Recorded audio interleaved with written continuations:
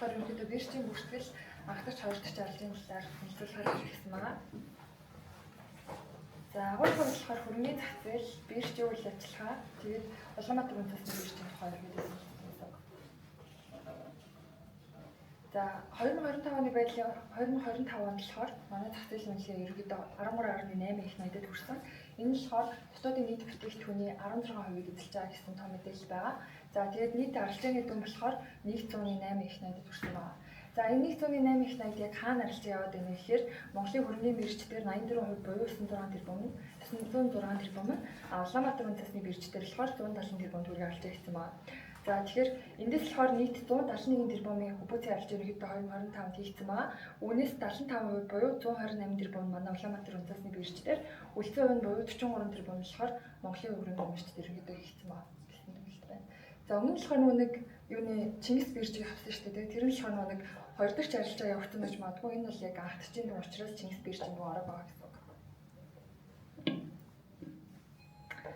За хөрөнгө оруулалтын хэрэгслүүдийн хувьд болохоор хувьцаа, бонд, хос, за тэгээд хадгаламжийн сертификат гэдэг бүтээгдэхүүн өмнө жил бол бас манай зах зээл дээр бүртгэгдгээр одоо шинэ хуулийн зохицуулалтад орсон байгаа. Гэхдээ одоогийн байдлаар бол яг ямар нэгэн хадгаламжийн сертификат бол бүртгэгдээгүй арилжаа хийж байгаа гэсэн үг.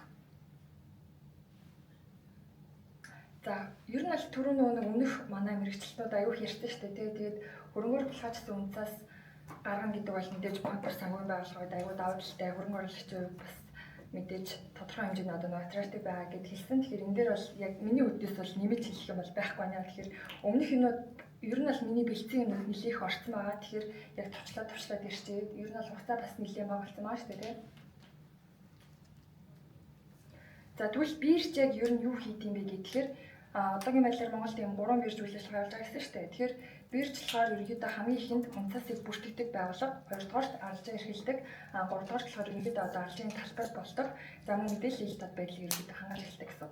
Яг биржийн хувьд болохоор одоо үнцас гаргагчтай бол яг ахтаж арилжаанд ч юм уу те хоёр дахь арилжаанд шууд одоо тулж харилцаа хийдгүү одоо нэг андеррайтерууд нь бүгдээр одоо ойлголцоод явагдахгүй шүү дээ. Тэнгүүд яг бирж дээр арилжаа хийхдээ хоёр дахь арилжаа хийснээс хойш бирж дээр ерөнхийдөө арилжаанууд нь одоо харилцаанууд нь явдаг гэсэн үг байхгүй. Жишээлбэл одоо мэдээлэл хэлтад гаргах юм уу те тухайн бирж дээр яг ямар мэдээлэл шаардсан, хөрөнгө оруулагчид ямар мэдээлэл хэрэгтэй байна гэдгийг ерөнхийдөө гаргадаг гэсэн үг.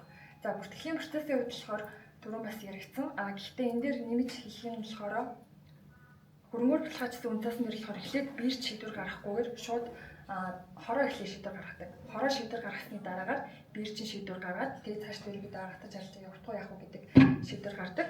За манай биржийн хувьд болохоор яг юугаараа давуу талтай байдаг вэ гэхээр одоо нэг биржүүд болохоор биржийн тууд юм уу эсвэл гүйцэтгэх захирал ингээд шийдвэр гаргаж яг тухайн үнцасыг бүртгэлсийг шийддэг бол манайх дээр бол бүртгэлийн хороо бүртгэл хариуцлага алба гэж байгаа. Тэгэхээр яг бүртгэлийн хороо тухайн үнцасыг шаардлага хангаж байна бүртгэе гэдэг шийдвэрийг манайх дээр ерөнхийдөө гаргадаг гэсэн. Тэгэхээр манайх одоо бусад биржийг бодоход хараад бус тогтолцоотойгоор одоо шийдвэрээ гаргаж үйл ажиллагаа явуулдаг гэсэн.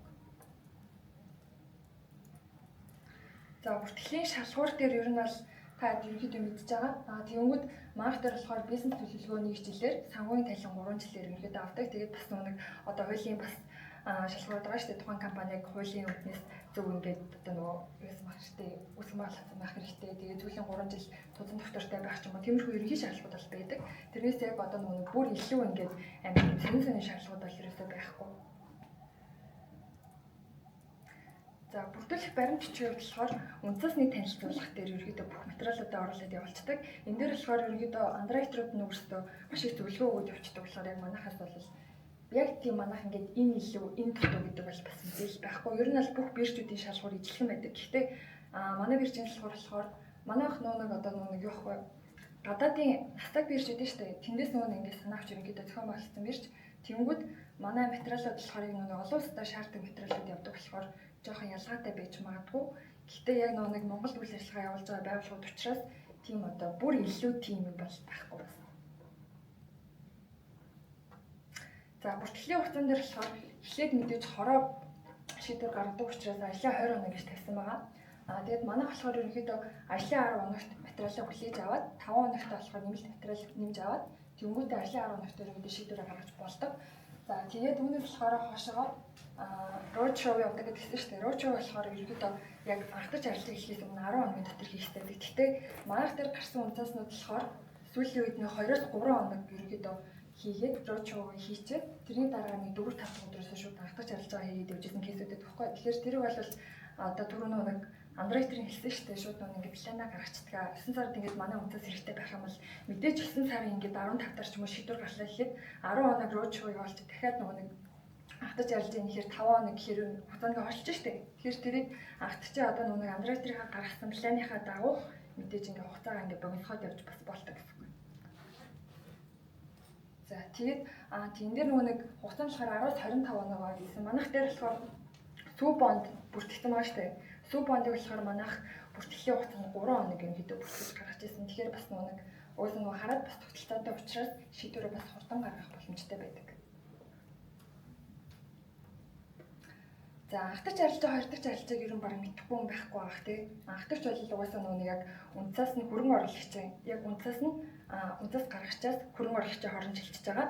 Хоёрдагч арилжаа нь болохоор яг хөдөлтөж асуу хөрөнгө оруулагчид хоорондоо арилжаа хийж байгаагаар ерөөдөө ялгаатай байдаг гэсэн үг.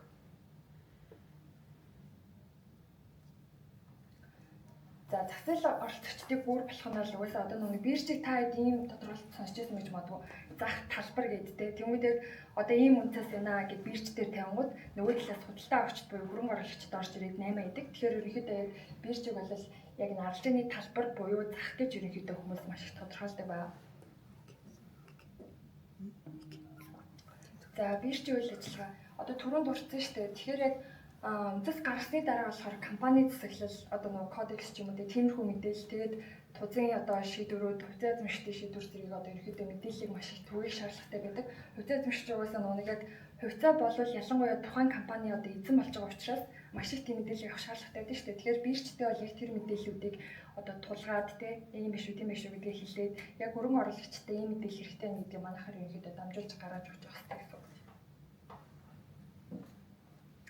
За Улаанбаатар үндэсний биржийн тухай манайх болохоор ерөнхийдөө 2009 онд Настагийн одоо хамтын судалгааны баг байгуулагдаад 2015 онд яг арилжаа тооцооны тусгай зөвшөөрлөө авсан. Тэгээд түүнээс хойш болохоор анд энерги болон бас финтекийн хувьцаанд гараад 2025 онд болохоор манайх грант бүл гэдэг одоо шилдэг бүтцийн байгууллага авсан. Мөн одоо нөгөө бусад бүх хөлбөлүүд буюу тэр 75% бүтцийг манайх дээр ерөнхийдөө арилжаа хийсэн юм туршлагатай явж байгаа. За хөвбөцүүдийн дүнгийн тухай яриа гэж бодож байгаа юм дээр одоо нэг мэдээж нэг том BBS бүгд байгаа шүү дээ. Тэгмэд манайх дээр нөгөө CECI гэдэг нэг удаас гарсан баггүй. Тэр нь болохоор 3 тэрбумын дүнтэй гарсан. Мэдээж маш бага байгаа. Гэхдээ нөгөө нэг яг хөрөнгө оруулагчид нь өөрсдөө бас байсан. Нөгөө талаас болохоор яг тухайн компанид яг тэр дүнгийн одоо үнцас хэрэгтэй байсан учраас бас манайхаар дамжуулаад гарч ирсэн юм кейс бас байгаа. За боломжит арилжааны төрлүүд дээр болохоор одоогоор болохоор нэмээд түрүүний өмнөх танилцуулсан бүтээгдэхүүнээс нэмээд шорт болон марч репо арилжаануудыг одоогоор манайх дээр хийх боломжтой болж байгаа. Яг 2024 оны 2025 оны 12 сард болохоор марч болоо одоо нэг шорт арилжааны үнцас зээлдүүлэхийн журмын хороноос баталсан байгаа шүү дээ. Тэгэхээр түүнтэй холбоотойгоор манайх дээр бол энэ арилжаануудыг хийгээд явхад бас асуудалгүй байгаа гэсэн үг. За тэгээд биржийн давуу тал гэдэг нэг түрүү асууж ирсэн шүү дээ. Тэгвэл манайх дээр болохоор яг гол давуу тал нь гэх юм бол манайх үндэс гаргагчдад болохоор одоо жижиг дундыг дэмжсэн хөгжлийн хэлбэр гэдэг байдаг.